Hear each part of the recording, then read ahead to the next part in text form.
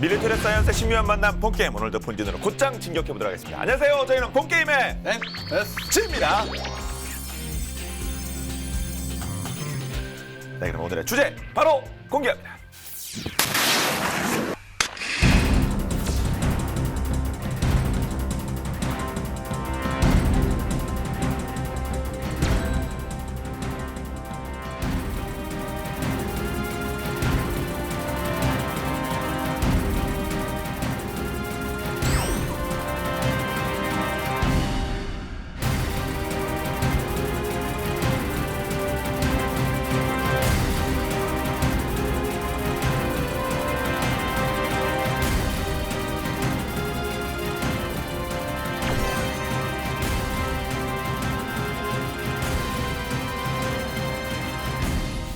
네, 자, 오늘의 주제는 지상전의 왕자 탱크, 이 탱크를 잡는 미사일, 그중에서도 BGM-71 토우 미사일입니다. BGM-71 부금이네요. 이게 이렇게 보니까 부금이네. 네, 대전차 미사일 중에 유명한 거 엄청 많은데 솔직히 뭐 그냥 대명사 아닙니까? 토우가? 그렇죠. 토우? 네. 더구나 뭐 군대 생활하시고 그런 분들은 대전차 미사일하면 다 토우로 네. 알고 계시잖아요. 무기 관심 있거나 이런 분들 그야말로 대전차 미사일의 대명사로 불리는데 그럴 만한 자격이 있다고 생각이 됩니다. 네. 그래서 요즘 뭐 유행하는 말로 뭐 핵 인싸라고나 할까요? 대전차 미사일 중에 인싸. 예. 가쁜띠. 뜻은 아시고 하시는 거예요? 이거 알죠. 애기도 가쁜띠. 예. 우리 또 작가님 수준 따라가기 힘들어요. 제가 최근 들은 것 중에 예. 갑붕싸가 있어요. 그건 처음 들어. 붕이 아니고 붕. 그건 뭐 갑분싸가 아니고. 예. 갑자기 붕어 싸만코 먹고 싶다는. 땡기네요, 갑자기. 자, 그럼 이제 대전차 미사일에서 이제 핵인싸 토우 살펴보도록 할 텐데 토우 이름 이 토우가 TOW. W. 예. 근데 이게 영어로 이게 두 문자 약어예요. 예. 튜브 런치드 T, 옵티컬 트랙트 O, 와이어 커맨드 링크 가이드이에요. 우리말로 풀이하면 튜브 발사식 광학 조준기 추적 유선 유도 미사일. 튜브로 발사되는 이 광학으로 조준되는 유선 유도 미사일이라고. 여기서 이제 특징 중에 하나가 유선으로 유도된다는 거죠. 네. 그러니까 저도 그 훈련 받을 때 저 실제로 못 봤는데 영상 보는데 진짜 놀랐어요. 선이 유선으로 그 먼 거리를 날아간다는 게. 그러니까요. 예. 사실 우리가 저 핸드폰 요거 이 선도 단선되고 막 그러잖아요. 그 딸락딸락해서 안 들어오고 그러는데 그게 저 진짜 신기했거든요. 이게 유선이라는 게. 왜 가능한 거니 하는 생각부터 들고 네. 그리고 뭐 혹시 좀 안 좋은 게 아닌가 뭐 무선보다는 그런 생각이 들 수 있는데 실제로 유선을 사용하고요. 이걸 이제 유선 지령 유도 방식이라고 하는데 그냥 뭐 유선으로 조종한다고 생각하시면 되죠. 네. 지령 유도 방식이라는 건 이제 이쪽 용어인데 미사일 자체에는 목표물을 찾는 탄생기 같은 게 전혀 없고 이제 바깥에 있는 사수가 이제 조종을 한다라는 개념이 되고요. 사수가 이제 방아쇠를 당기면 유도탄의 로켓이 이제 작동해서 미사일이 나갈 거 아니겠습니까? 그런 다음에 안전장치가 풀리고 이제 탄두가 장전 상태가 되는 거죠. 그런 상태로 가고 있는데 유도탄 후미에서 이제 적외선이 망치된단 말이죠. 그거를 광학 조준경에 있는 적외선 추적 렌즈로 수적을 해요. 그럼 이제 조준경의 시안으로 이제 유도탄이 들어오게 됩니다. 그런 상태에서 이 유도 장치가 조준선과 날아가는 미사일의 오차를 이제 전달하게 되는데 이 경로를 지령 유선이라고 부르는 거고요. 이게 이제 선으로 연결돼 있으면은 유선이고 네. 선이 없으면 무선이고 그런 거죠. 근데 이제 우리의 궁금한 점, 선은 어디에 있느냐? 미사일 안에 있습니다. 미사일이 날아가면서 내부에 감겨있던 전선이 풀어지는 거예요. 이렇게 실패 풀듯이. 우리 저 연날릴 때 이렇게 풀듯이. 네. 엄청나게 빠른 속도로 굉장히 긴 선이. 그렇죠. 그 낚시는 여기에 선이 다니는데 날아가는 추에는 없잖아요. 그렇죠. 근데 요거는 예, 저 안에 있습니다. 미사일에서 빠지는 거거든요. 네네. 이 선은 이제 구리선인데 좋은 구리로 돼 있는데 플러스하고 마이너스의 두 각이 다 선으로 돼 있고요. 그다음에 미사일하고 연결된 이제 유도선을 통해서 이걸로 이제 지휘 신호를 주고받게 되는 거죠. 예. 아니 유선으로 우리가 좋아하는 거 없죠. 지금 이어폰도 다 무선인데 어쩔 수 없지 그냥 기술적 한계 때문에. 근데 전투 상황에서 전쟁 네. 상황에서는 무선이 만능이 아니에요. 또 약점도 있죠. 왜냐하면 우리 전파 교란 다지 않습니까? 그렇죠. 그러니까 이게 이제 교란이 될 수 있다는 거죠. 무선은 유선은 이제 그런 가능성이 거의 없기 때문에 이제 그런 점에서 유선이 좀 무선에 비해서는 조금 좀 덜 현대화된 것처럼 보이긴 하지만 그래도 그 장점이 있는 거죠. 그렇죠. 뭐 오래된 것 같은 뭐 유선이라는 건 다 나쁜 건 아니니까, 그리고 뭐 좀 떨어진 건 아니니까. 짧은 거리니까 하는 거지. 네. 무슨 뭐 대륙간 탄도미사일 같은 거. 불이선만 그냥 있다. 근데 어뢰 중에도 유선 어뢰가 있어요. 에이 설마 이게 왜? 근데 바다에 뭐 예. 해초도 있고 많은데 물고기 예. 건드리면 어떡하라고요? 그런데 하여튼 몇십 킬로를 나갈 수 있는데 어뢰는 네. 그것도 뭐 유선으로 유도되는 어뢰고 있고 그런데요. 그래요? 네. 뭐 그거에 비하면 이건 뭐 양호하네요. 예, 아주 양호. 예. 자 그러면 이 토미사일. 자 많은 분들 군 다녀오신 분들은 영상 많이 실제로 뭐 운영하신 분들 계실 테고요. 저희가 영상을 준비했습니다. 토미사일의 발사 장면입니다. 저도 좀 오랜만에 보는데 한번 볼까요? 선을 좀 열심히 봤으면 좋겠어요. 여기서는 잘 안 보이네요. 그러게요. 저 선이 지금 따라가고 있다는 얘긴데. 네.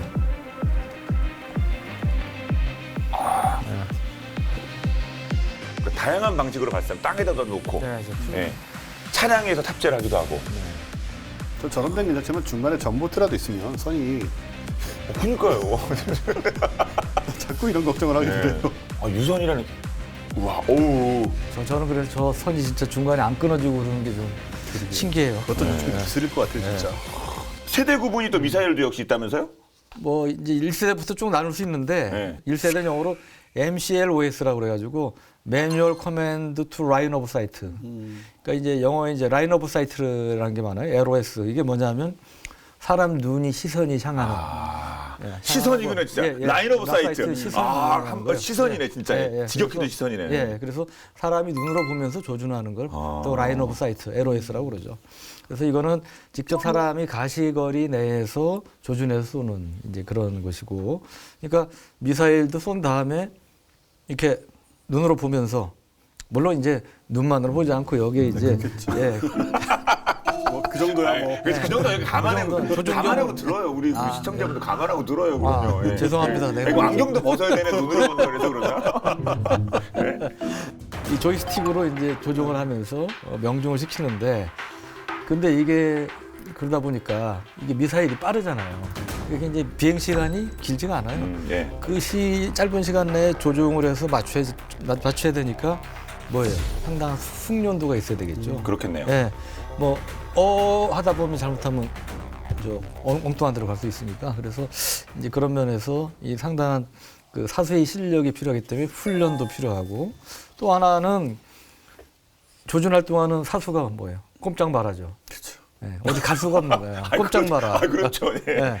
예, 그러니까 역으로 적군이 미사일 이 뒷부분의 화염을 보고 그다음에 연기가 나오고 그러면 그 발사된 위치를 알 수 있지 않습니까?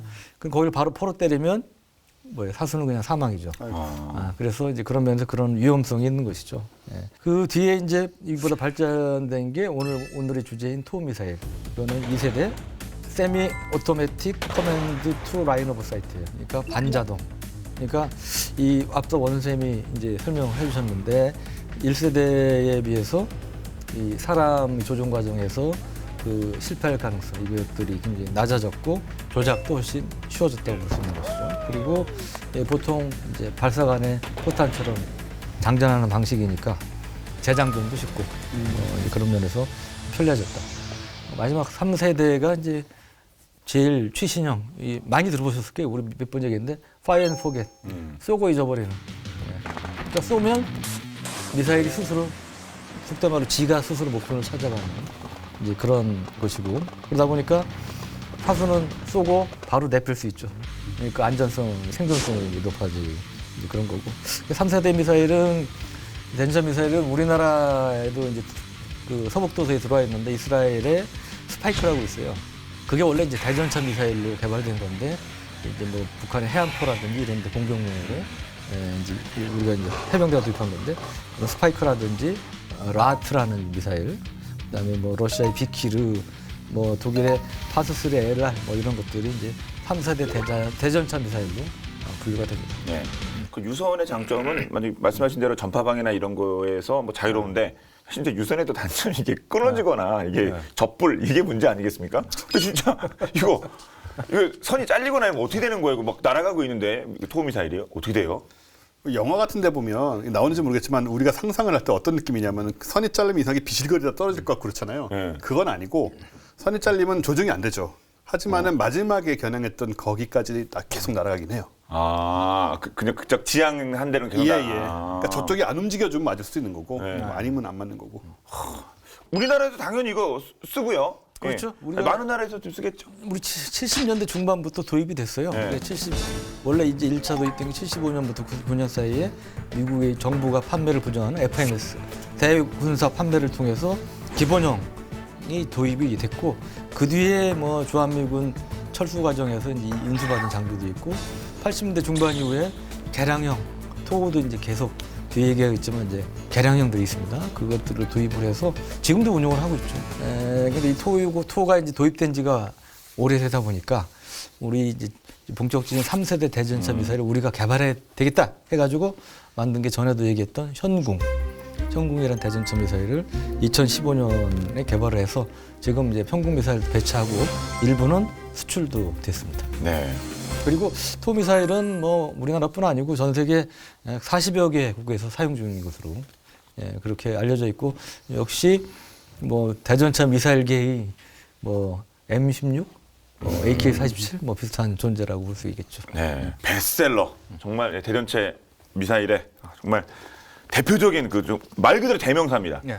그러면 엄청나게 많이 만들어졌겠죠? 네, 그러니까 기본형 BGM 71A 형은 네.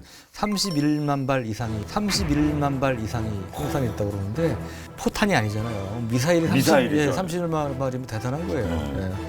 그리고 그 뒤에 이제 업그레이드형이 있다고 말씀드렸는데 대략 그거 이제 포함하면 55만 발가량 생산된 걸로 추정이 되고 뭐 최근에도 뭐 생산이 됐다고 그래요.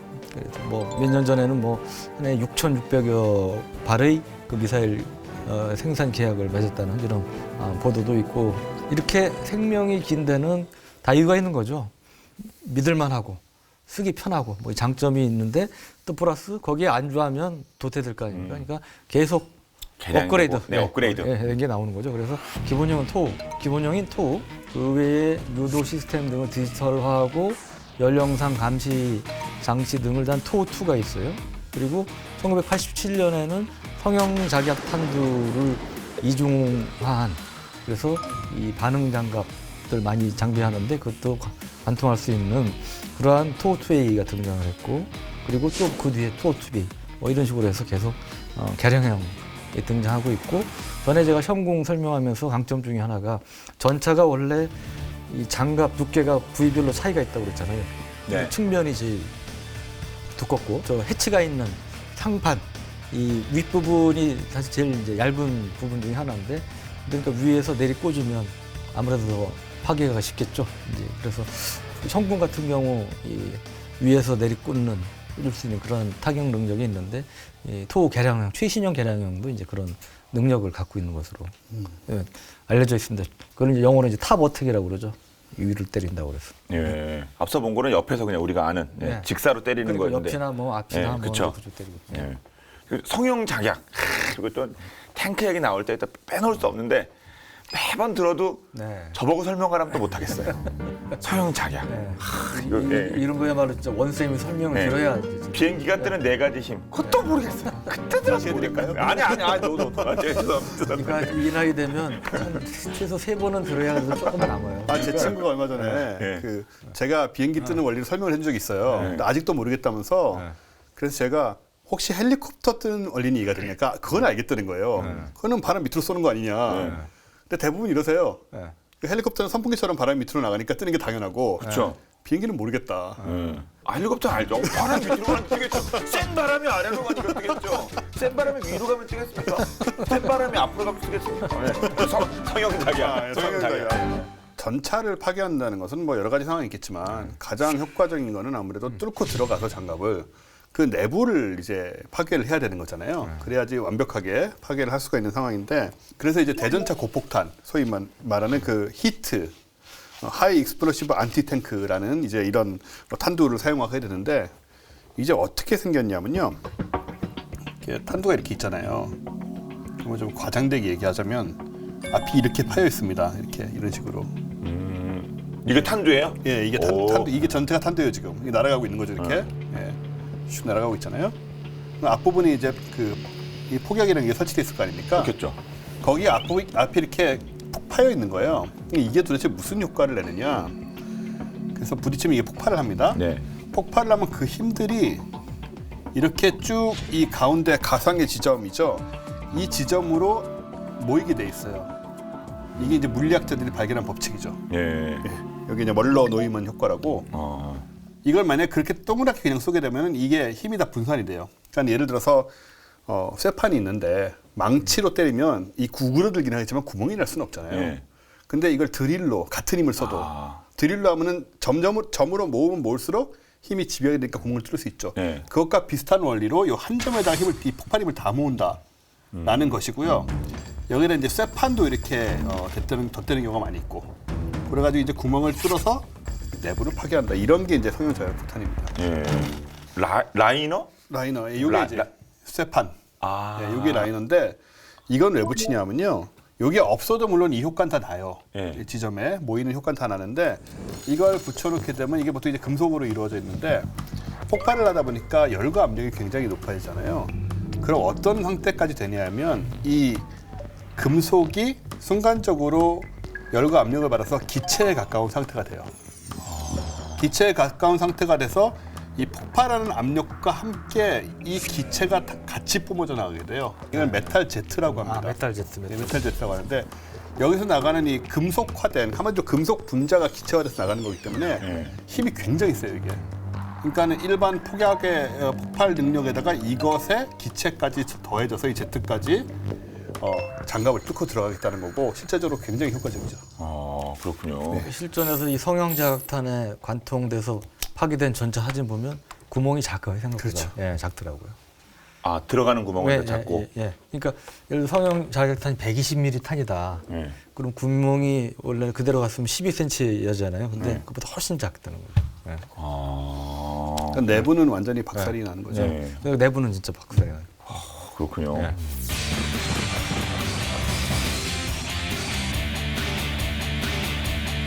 예전으로 돌아가면 예. 첫 실전 배치는 언제쯤일까요? 네, 역시 이게 베트남전 말기인데요. 1972년에 시작된 북베트남군의 춘계 공세 때 방어하는 데 사용이 됐어요. 근데 그때 북베트남군은 T-55 전차라고 지금은 뭐 엄청 구형 전차지만 그 당시에는 나름 쓸만한 최신형은 아니었지만 뭐 그런 전차를 썼는데 이거를 격파하면서 토우가 이름을 이제 날리게 됐죠. 그때 우리 지금도 쓰고 있는 코브라 공격 헬기 나오기 전에 UH-1이라고 뭐 오래된 헬기, 수송용 헬기를 공격형으로 개조한 걸 썼어요. 건식으로. 그 옆에 이제 로켓탄이나 뭘 달 수 있게끔 무장을 한 이제 그런 걸 썼는데 여기에 토우 미사일을 달아가지고 이제 그 북베트남군의 전차를 공격을 했고 그때 이제 그 파괴하는 데 성공을 해서 이제 이름을 날리게 된 거고 이때 헬기들이 파괴한 북베트남 전차가 한 20여 대 정도 됐다고 그럽니다. 이때 의미가 있는 거는 대전차 미사일로 적전차를 파괴했다는 거 그리고 또 그것도 땅이 아니라 헬기에서 헬기에서 공대지 공격을 통해서 파괴했다는 게 의미가 있고요. 그 전에는 우리 군에서도 많이 지금도 이제 일부 쓰고 있죠. 106mm 무반동 총이 있지 않습니까? 그렇죠. 90mm, 106mm 맞다. 그렇죠. 90mm도 썼었고 전에. 근데 이거를 그러니까 이제 대전차 화기로 많이 썼는데 이거를 대체하는 새로운 대전차 무기로 이제 각광을 받게 된 거고요. 그리고 이게 이제 계기가 돼서 뭐 그 당시 소련, 서유럽 여러 나라에서도 그 전에 뭐 개발된 대전차 미사일도 있습니다만 하여튼 대전차 미사일이 이런 뭐 무반동총이라든지 다른 대전차 화기를 대체하게 되는데 상당히 역할을 하게 됐습니다. 1991년에 걸프전 이때부터 시작으로 미국의 군사 개입에서 토우 미사일이 안 나오는 경우가 없죠. 영상으로도 아마 많이 보셨을 거예요. 특히 2003년 이라크 전쟁 때 실제 사례로 그 후세인의 아들 중에 우다이하고 쿠사이가 있었고 이 사람들이 이제 저항하던 건물이 있었어요. 거기에 사용을 해서 두 아들을 이제 제거했다. 뭐 이런 얘기가 유명하고 이제 건물은 레인저하고 델타 포스로 다 포위가 돼 있었고요. 그때 지원을 놓은 또 200명의 미 육군 101 공중 강습 사단이 토우를 퍼붓게 됩니다. 이 건물에다가 말 그대로 그럼 뭐 대전차포인데 대전차로 미사일인데 그렇죠. 뭐 맞으면 다 건물도 부술 수 있는 거 아닙니까? 예. 사실은 아까 성능자약 이런 것 때문에 건물 벽 뚫고 들어가기도 되게 좋죠. 안쪽으로. 그래서 이제 이때 토우를 퍼부니까 저항이 끊기고 그렇게 이제 이 두 아들이 사망했다라고 알려졌습니다. 예. 그럼 이 정도 유명한 토가 있으면 사실 옆에서 뭐 다른 나라도 경쟁심을 느껴서라도 뭐 카피라든지 벤치마킹이라든지 뭐 비싼 거 하지 뭐 만들었겠죠? 그럼요. 다 만들어야 되죠. 아니면은 뭐 이렇게 열세에 놓이게 되니까. 그렇죠, 그렇죠. 유사한 방식의 대전차 미사일들이 많이 개발이 됐고요. 가장 먼저 유럽의 이제 프랑스와 독일 이 대륙에 프랑스와 독일이 밀란 미사일 들어보셨을 거예요. 뉴스로 한번 나오는데 이것도 이제 토우 방식의 대전차 밀라는 왠지 이렇게 헤어 쪽이 생각이 나. 예, 아니, 하여튼 예전 못 들어봤습니다. 죄송합니다. 하여튼. 그다음에 러시아는 물론 9K 111이라고 파고 미사일이라고 하는데 이 대전차 미사일도 개발했고 이런 미사일들은 이미 1970년대에 실전 배치가 됐고요. 특히 밀란은 개발국인 프랑스와 독일뿐 아니고 영국이나 유럽 나라들, 중동, 그리고 중남미에까지 수출이 됐어요. 그렇군요. 그리고 앞서 조이스틱을 조정했다는 그랬죠. 그게 조이스틱으로 조작한 대전차 미사일은 언제쯤이 시초가 될까요? 사실은 토우 나오기 전에 1950년대에 프랑스에서 개발한 미사일이 있었어요. SS-10이라고 1955년에 프랑스가 개발을 했는데 이것도 한 3만 발 정도가 만들어졌는데 이거는 이제 조준경을 보면서 사수가 이 조이스틱으로 조종을 해서 명중을 시키는 건데 1955년에 이제 프랑스군이 채택을 했고 미군도 좋아 보여서 1958년부터 이거를 MGM-21A라는 이름으로 들어갔어요. 근데 이게 보병이 쓰기에는 너무나 무겁습니다. 뭐 사진 보시면 아시지만 이렇게 둥그렇게 커가지고요. 무슨 뭐 옛날 초소형 원자 포탄 같은 그런 데이비 크로켓이라고 있는데 그 비슷한 느낌을 주는. 그러니까 보병이 이 핸들 운반하고 어쩌고는 너무나 무겁고 힘들어가지고 뭐 보통 헬기나 장갑차 같은 데서 이제 운용을 했고 1956년에 이제 알제리 그 전쟁에서 프랑스군이 이제 실전에 사용을 했어요. 근데 그때는 산악정 동굴이라든지 뭐 이런 공격하는데 주로 활용이 됐고 나름 효과는 괜찮았다고 그럽니다. 네, 보병이 들기 무겁다. 네. 아 진짜 그 결정하신 분 정말 감사합니다 진짜. 그냥 보병이 들어가면 들어야 되거든요. 지금도 보병이 들기 무거운 게 많이 있습니다. 그렇죠. 네.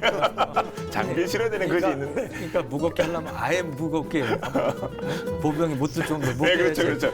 어중간하면 들어야 되잖아요. 네, 만드신 분께서 그런 고민을 없애주셨으면 좋겠습니다. 저도 보병인데 사실 같이 행군하다 보면 무슨 신병이 어디 있고 분대장이 소대장이 어디 있습니까? 한 명이 약간 좀 처지면 다 같이 들어야 되는 거 아닙니까? 산도 다 같이 들어야죠. 산에서 소대장이라고 안 들립니까?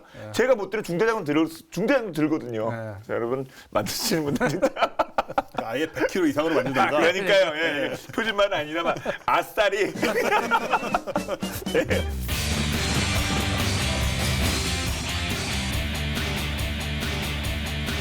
다음 또 1세대 미사일은 또 어떤 것들이 더 있을까요?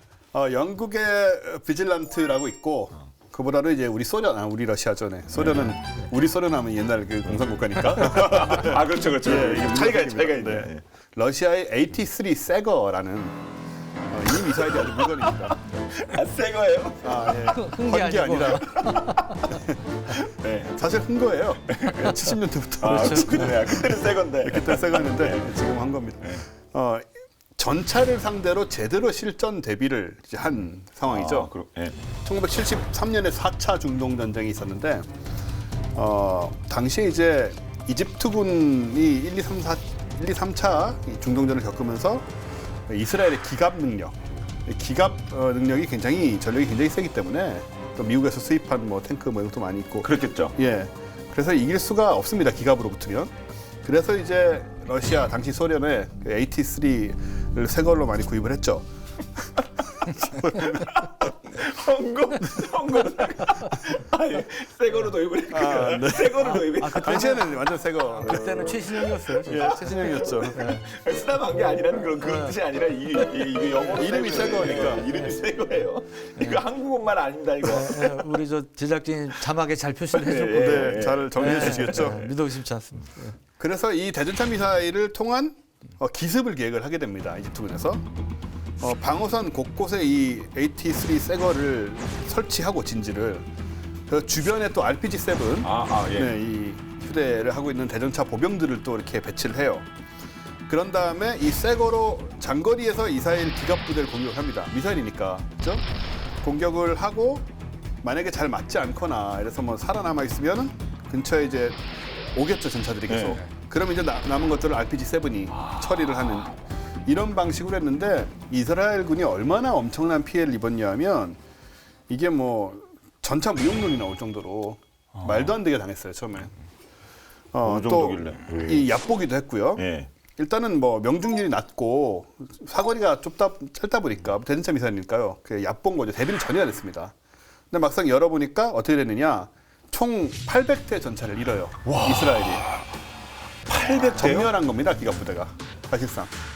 야, 이거 미국도 아니고 큰 네. 나라도 아닌데. 예. 평택 인천 가면 이렇게 수출하는 차들 쫙 놓잖아요. 네. 차도 800대면 엄청날 텐데 엄청나죠. 전차가 800대면 돈과 인명은 그게 그러니까요. 진짜 무용론 나올 만 하겠네요. 그래서 800대가. 이런 식으로 되면 이제 뭐 전쟁에서 전차랑은 못 쓰는 게 아니냐 이런 네. 말이 나올 정도로 큰 계멸을 당하게 되죠. 엄청나네요. 그러니까 제가 그때 창과 방패 설명하면서 이때 이 사례를 말씀드렸는데 네. 참고로 제 중고등학교 때 매니아들 중에 이제 새 거가 아니고 사가라고 표현하기도 했어요. 사가. 사가라 좋으니까 새거 사가. 여하튼 뭐 하여튼 그 당시에 이스라엘이 거의 진짜 말씀하셨다시피 괴멸 상태였고 그때 미군이 지원하지 않았으면 이스라엘이 반격이 어려울 정도 뭐 그 정도 상황이었다고 그래요. 근데 이게 이제 그 당시 큰 효과가 얻은 게 원세 말씀하셨지만 대전차 미사일 AT-3하고 RPG-7이 두 개를 아주 효율적으로 단거리엔 RPG-7 좀 떨어지는 새거 뭐 이렇게 해가지고 하니까 이스라엘 전차들을 그야말로 박살을 낸 건데 근데 시간이 지나면서 이제 이집트군의 그 작전 이런 것들이 노출이 됐고 또 이스라엘이 이제 그 임기응변에 능하잖아요. 머리가 좋으니까 이제 이거를 무력화할 수 있는 그런 전술을 만들어내죠. 그래서 우선은 이것도 유도 대전차 미사일이니까 사수가 조준하는데 시간이 걸려요. 몇 초 이상의 시간이 걸리니까 우선은 발사 위치를 찾아가지고 거기에다 포격을 한다든지 해서 사수를 잡든지 아니면 도망가게 하든지 원점 타격 이렇게. 소위 진짜 원점 타격인 거죠. 뭐 그런 식으로 해가지고 이제 무력화하는 거죠.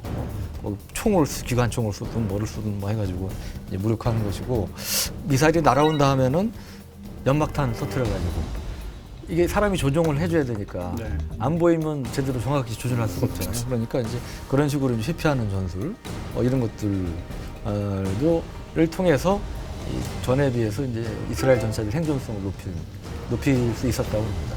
네. 토는 한 2세대. 그럼 이제 다음 세대. 예. 3세대는 어떤 미사일들이 있을까요? 그러니까 이제 보통 1990년대 이후에 등장을 했는데 이 미사일에는 유도 장치가 있잖아요. 여기에 뭐 카메라를 달아서 그 영상을 통해서 확인한다든지 아니면 이제 적외선. 그러니까 뭐 전차 같은 경우는 엔진 등에서 열이 나지 않습니까? 그러니까 이런 적외선을 추적하는 이런 방식의 이제 대전차 미사일이 등장을 했는데 대표적인 게 미국의 제블린이라고 부르는 거예요. 제블린. 예. 근데 이 제블린이 원래 이제 영국의 휴대용 대공 미사일 중에도 제블린이 있어요. 그 동명이인인데 이인은 아니죠. 이물인데. 예. 이 친구가 이제 그 제블린 미사일인데요. 예. 그러게요.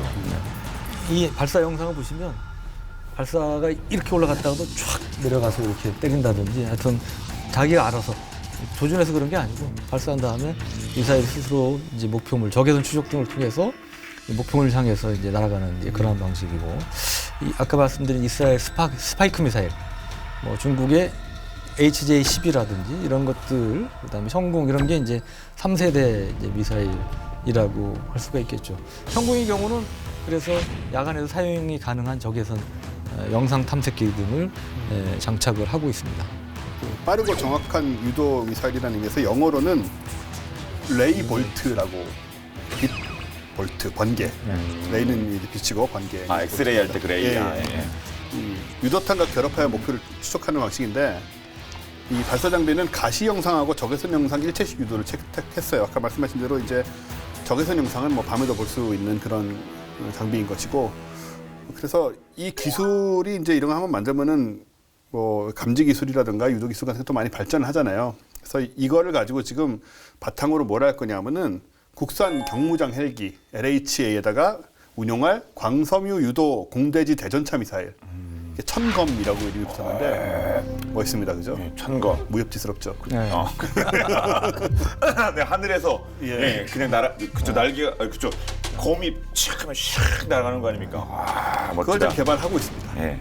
근데 이제 현궁을 약간 첨언하자면 그 중동 지역에 이제 수출이 됐는데 이게 원래 이제 그 해당 국가에서 발표하지 말라고 그래서 우리가 자랑을 못했어요. 아, 현궁이요? 예, 현궁이. 네. 근데 최근에 그 사우디가 보면 그 예멘 반군하고 전투하지 않습니까?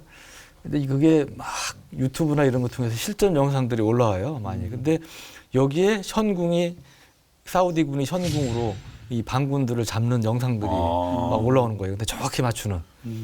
한 서너 개가 대표적으로 올라왔는데 맨 처음 거는 제 지금도 기억나는데 제 사이트에 올라와서 기억나는데 저 꽤 떨어진 차량인데 이렇게 큰 바위산 뒤로 숨었어요. 예. 이렇게 쫓아가는 중에 사라졌는데 그 뒤로 쫓아가서 명중시키는 게 있었고. 예. 조준이 이미 된 상태니까. 날아가는 중이었고. 예. 그리고 뭐 마지막에는 오토바이도 잡는 게 있고. 근데 누가 그러든 오토바이 잡는 게 사실 더 힘들다. 아, 오토바이. 네, 큰 전차 같은 큰 목표는 아니기 때문에 하여튼 뭐 그쪽에 반군 지휘관이 탔는지 하여튼 뭐 그런 식으로 해서 정확히 맞추는 영상이 올라가면서 이 현궁의 우수한 성능이 지금 하여튼 인명 피해가 하여튼 인명이 살상되는 건 안타깝지만 하여간 우선 성능 자체는 실전을 통해서 지금 그 입증이 되는 전 세계적으로 있습니다. 알려지고. 예, 그렇습니다. 연막탄 또는 원점 타격 이런 거 말고 조준돼서 발사돼서 오는 미사일 이거 어떻게 방어하는 방법이 없나요? 탱크는 피할 수는 없을 거 아니에요. 그렇죠. 제일 확실한 거는 미사일을 무력화하는 거겠죠. 요격. 예, 그러니까 아예 때려잡는 거. 예. 잡을 수 있으면 그게 제일 확실한 방법이겠죠. 그래서 우리가 이제 능동 방어 시스템이라는 게 있어요. 그러니까 능동 방어 시스템이라는 건 뭐냐면 미사일이 날아올 때 이거를 단순히 그 교란, 그러니까 우리 어뢰 같은 경우 소음을 발생시켜서 엄한 데로 가게 하는 뭐 그런 식의 교란 장비. 그러니까 적외선 같은 우리가 그 적외선 미사일을 교란하듯이, 그러니까 그 성광탄 같은 걸 터트려 가지고 엄한 데로 날아가게 하는 이제 그런 방식이 있고, 또 하나는 직접 이 포탄 같은 걸 쏴가지고 그 하드킬이라고 그러는데 직접 파괴하는 방식이 있어요. 그래서 그걸 이제 능동 방어 시스템이라고 그러는데 이런 것들이 그 세계적으로 많이 개발이 됐고 이스라엘이 이제 이런 면에서 굉장히 앞서갔습니다. 실제로 이스라엘 배치했고 그다음에 우리나라의 아시는 흑표 전차로도 이거를 개발해서 배치할 예정입니다. 그리고 뭐 미국이라든지 러시아 이런 나라들도 실전을 치는 나라들은 이미 개발하고 있거나 이미 배치했거나 이런 정도로 해서 능동방어 시스템을 지금 활용을 하고 있는데 이것도 초기형은 고정되어 있는 형태예요. 그러니까 이 방향이 정해져 있을 거 아닙니까? 그럼 자기 앞으로 날아오는 것만 잡을 수 있었는데 이게 점점 개량이 되면 상하좌우로 움직이면서 막을 수 있게끔 요격탄을 쏠 수 있게끔 그렇게 돼가지고 지금은 성능이 향상이 됐고, 그러니까 이게 하드킬은 요격 미사일 비슷한 걸로 보시면 돼요. 적 탄도 미사일, 요격 미사일 요격하듯이 같은 그런. 네, 마찬가지 적 대전차 미사일을 요격탄을 쏴서 직접 파괴하는. 가까운 거리라 쉽지 않을 텐데. 근데 이게 가까운 거리고 빠른 속도로 날아오는 거기 때문에 쉽지 않은데 이게 이제 과학기술이 발달하면 가능한 것이죠. 가능해진 것이죠. 다시 한번 실제로 실전 배치가 돼 있어요. 그래서 아까 말씀하신 이스라엘의 그 메르카바 4 전차에 트로피 APS라는 이제 시스템이 장착이 돼가지고 쓰고 있고, 이렇게 되면 이제 우리가 전형적인 그 전차 탱크의 모습 외에 그 전형적인 토크는 이렇게 탱크는 이게 가다가 포 쏘는 거잖아요. 근데 거기다 이제 대전차 미사일 같은 거 쏘면 뭐가 툭 날아가지고 그걸 맞추고 이제 이런 광경들이 더해지겠죠. 예. 엄청납니다. 야, 진짜 짧은 거리 그 빠른 거를 앞으로는 이제 탱크에도 레이저 광선 장착해서 레이저 무기 장착해서 그죠. 레이저로 네. 레이저로 파괴하는 이런 시대가 올 겁니다. 대단합니다. 자, 이게 대전차 미사일에 대해서 이야기를 나눠보고 있는데요. 전차들이 사실 뭐 지뢰도 걱정이 있고 대전차 미사일도 걱정이 있고 참 여러 가지 걱정이 많은데 마음껏 전차병들이 전차로 질주할 수 있는 전차의 놀이동산이 있다고 그럽니다. 거기 가려면은 이리전 차고 해야 되는지 모르겠어요. 예, 기본을 이게 어디 진짜 있다고 그럽니다. 본방 야사에서 전차들의 놀이동산을 준비했습니다. 어떤 내용일지 함께 보시죠.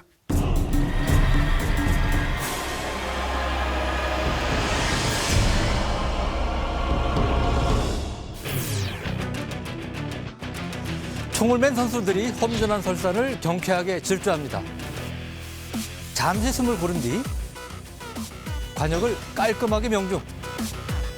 크로스컨트리와 사격의 만남. 바이애슬론이죠. 사실 이 경기는 군인들로부터 시작됐는데요.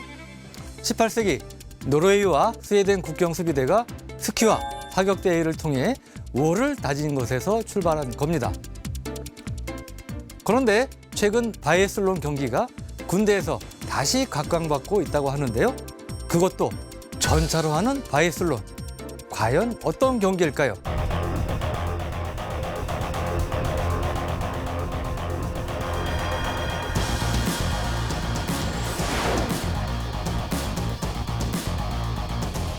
Сегодня балканской прыти пока хватило, как мы видим, ненадолго. Смотрим. 곱게 단장한 전차들이 폭풍 질주. 무섭게 포를 쏘고 곳곳에서 터져나오는 열띤 함성. 바로 이색적인 전차 대회가 벌어진 건데요. 이름하여 전차 바이애슬론. 2013년 러시아 국방장관 세르게이 쇼이구는 걱정에 빠집니다. 러시아 전차병들의 기량이 과거에 비해 현저히 떨어졌기 때문이죠. 고민을 거듭하던 그는 전차병들이 전차와 더 친밀해질 수 있는 방안을 떠올리는데요. 그건 바로 전차 바이애슬론 대회. 전차병들의 경쟁 심리를 통해 기량을 향상시키고자 계획한 겁니다. 바이애슬론 경기를 전차에 이식한 건데요. 스키 필요 없습니다. 무한궤도가 있으니까요. 라이플도 필요 없죠. 더 강력한 전차포가 대신합니다. 경기 규칙 또한 중간 정해진 곳에서 타격을 하는 바이애슬론 경기 규칙을 본떴는데요. 20km 길이 각종 장애물로 구성된 코스를 내달리면서 중간에 있는 목표물들을 포와 기관총 등으로 격파해야 합니다. 목표물을 정확히 격파하면서 가장 빠른 시간 내에 결승선에 들어오는 팀이 우승. 타격 규칙은 1.6km, 1.7km, 그리고 1.8km 거리에서 표적을 맞춰야 하는데요.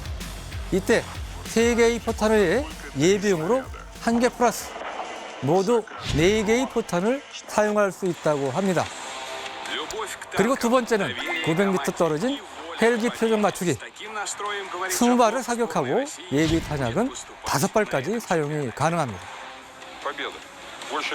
마지막은 2km 거리 장갑차 표적 명중시키기. 이때 사격에서 실수를 하면 500m를 더 달려야 한다고 하네요. 2013년부터 총 5차례 경기를 치렀는데요. 첫 대인 2013년은 아주 간소했습니다. 러시아, 카자흐스탄, 벨라루스, 아르메니아 4개 국가만 참가를 했죠.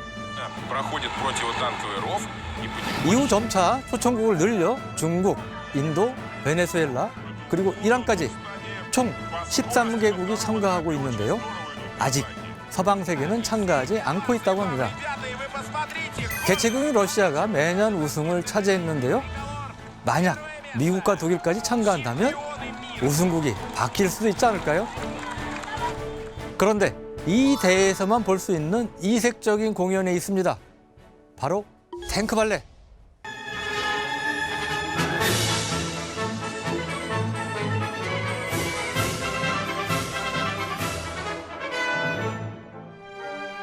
이처럼 독특한 전차 바이애슬론 대회는 밀리터리 매니아들이 큰 관심을 받고 있습니다. 러시아는 군인들뿐 아니라 대중들도 무기와 더 친밀해질 수 있도록 투자를 아끼지 않는데요. 2015년에는 무려 4,100억 원을 쏟아부어 한 테마파크를 조성합니다. 밀리터리 마니아들에겐 꿈과 희망의 나라. 세계 최대의 밀리터리 테마파크, 러시아 패트리어트 파크에 오신 것을 환영합니다. 푸틴은 이 테마파크를 무기 산업을 겨냥해 만든 것이 아닌 어린 세대와 젊은이들에게 러시아의 군사적 영광을 각인시키고 애국심을 키우기 위해 만들었다고 하는데요. 이 공원은 크게 박물관 구역과 박람회 구역, 군사역사 재건 구역으로 나뉘어져 있습니다. 밀리터리 테마파크답게 수많은 전투기와 전차, 심지어는 대륙간 탄도 미사일까지 실물로 보고 만지고 체험해 볼 수 있다고 하네요. 아빠 엄마의 손을 잡고 테마파크를 찾은 어린이들 또한 겁먹기는커녕 아주 재미있어 한다고 하는데요. 롤러코스터 대신 전차를 타고 물총 대신 AK 소총, 점심시간은 김밥 대신 전투식량, 기념품으로는 푸틴 대통령 얼굴이 새겨진 마그넷과 티셔츠 어떨까요?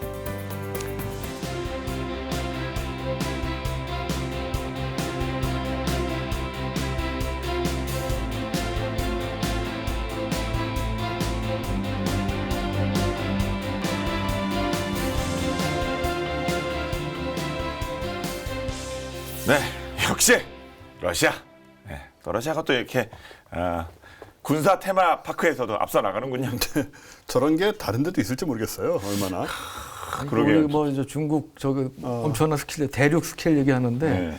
정말 이건 중국에도 이런 거는 없을 거고요. 네. 훈련 겸, 또 뭐 진짜 스트레스 해소 겸, 진짜 뭐 대단합니다, 하여튼. 네. 근데 미국에도 사실 유명한 밀리터리 테마파크가 있어요. 아 그래요? 우리 저 같은 밀떡들이 정말 정말 좋아할 그걸 저희가 했는데 그리고 이 남자의 원초적 본능을 좀 충족시켜 줄 만한 그런 사격장 있고 막 실사격장 있고 그런 거죠? 뭐 단순히 총 쏘는 정도가 아니고 탱크나 이런 장갑차를 움직여서 폐차, 자동차 같은 걸 깔아뭉개는 네. 그런 것도 할 수 있는 데가 있어요. 그러니까 이 명칭이 드라이버 탱크예요. 탱크를 조종하는. 네. 직접 진짜 네. 탱크를 네, 그야말로 밀떡들이 그래서 성지로 자리 잡고 있는데, 그러니까 뭐 아까 얘기했듯이 자동차 같은 것도 뭉개면서 파괴하고, 뭐 장애물, 운동이나 이런 데 통과할 수 있고, 그래서 우리 돈으로 근데 뭐 적은 돈은 아니야, 뭐 50만 원부터 해가지고 400만 원까지. 네. 그러니까 뭐 미국 거의 4,000달러 가까이. 네. 그러니까 아마 그 정도는 해야겠네요. 가서 하는 게 뭐 탱크 조종 아마 4,000달러는 줘야 이 차도 그냥 깔아뭉개고 그렇겠죠. 뭐 풀 패키지를 50만 원짜리는 뭐 이렇게 조금 몰아보는 걸로 끝나고 물웅덩이나 한번 지나가 보고 네. 끝나겠죠. 그렇죠. 제대로 달려보려면 풀 패키지 400만 원짜리 하나. 네. 미국에도 그런 테마파크가 있네요. 자, 그럼 이게 대전차 미사일도 역시 뭐 이렇게 세대별로 나눠서 말씀 나누고 있는데 앞으로는 이제 어떻게 발전할까요? 그 미사일 자체는 이제 그 중단기적으로 보면 무인기하고 결합해서 이제 무인기로부터 정보를 받거나 유도되거나 해서 이제 날아가는, 그래서 장거리, 지금은 뭐 이제 대전차 미사일의 경우는 보통 한 7, 8km 정도, 10km 이상 되는 게 없는데 그보다 먼 거리를 날아갈 수 있는 이제 그런 것도 나올 수 있을 것이고, 장기적으로는, 중장기적으로는 아까 말씀드렸다시피 대전차 무기 그 수단이 이런 어떤 폭약을 쓰는 미사일이 아니고 그 레이저 무기라든지 이런 소위 디렉트 에너지 웨폰, 이제 그런 쪽으로 발전하지 않을까 그렇게 생각이 됩니다. 네. 결국 비슷하겠죠. 뭐 정말 무인화되는 거. 그래서 자폭형 무인기들, 소형. 사실 이 소형 자폭형 무인기와 미사일을 구별하기 쉽지 않은데요. 이건 이제 조금 더 이제 인공지능이 가미된다거나 해가지고 좀 알아서, 특히 이제 상판이 약하니까 이제 위에서 이제 떨어뜨리면은 가서 상판을 공격하는 뭐 이런 식의 시스템이 나오지 않을까 싶은데, 뭐 있을지도 모르고요. 지금 아마 이미 개발되고 있을지도 모르겠는데, 어쨌든 간에 무인 방식으로 이제 가까이 가서 뭐 이런 걸로 쏘고 이런 거는 이제 좀 없어져 가고 훨씬 더 자동화되는 방식으로 되지 않을까. 근데 결국은 아마 언젠가는 전차도 무인화되지 않을까요? 아, 전차 그렇겠네요. 그렇죠. 네, 맞습니다. 그럼 또 역시 기기끼리 싸우는 거예요. 네.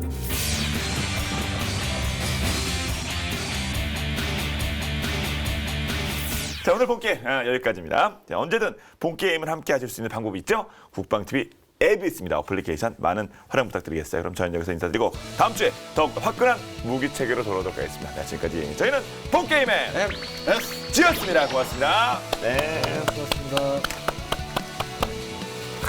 그 얘기 네. 남은 거 해야겠죠? 저 하여튼 난 그래서 제 꿈 중에 하나는 굉장히 야심찬 건데 이 정도는 아니더라도 밀리터리 테마파크를 한번 만들어 보고 싶어요. 네. 근데 러시아의 패트리어트 파크는 그거는 국가 차원에서 해야 되고 드라이버 탱크 비슷한 걸 조그맣게라도 하나 하면 우리나라에서 대박 나지 않을까요?